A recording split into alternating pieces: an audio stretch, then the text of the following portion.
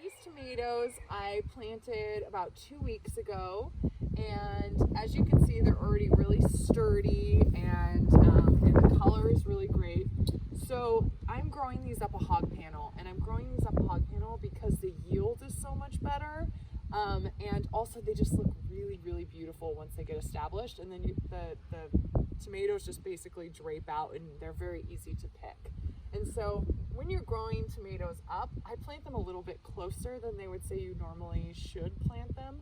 So these are about 1 foot apart. Typically they say to keep tomatoes about 2 to 3 feet apart from one another, but I made them a little bit tighter. So that means that I amend the soil really well, so there are a lot of nutrients in the soil, and I keep it watered so that they aren't competing for nutrients and water as well. And you'll see that there aren't any leaves on the bottoms of these, and that's intentional because I actually prune the bottom leaves off.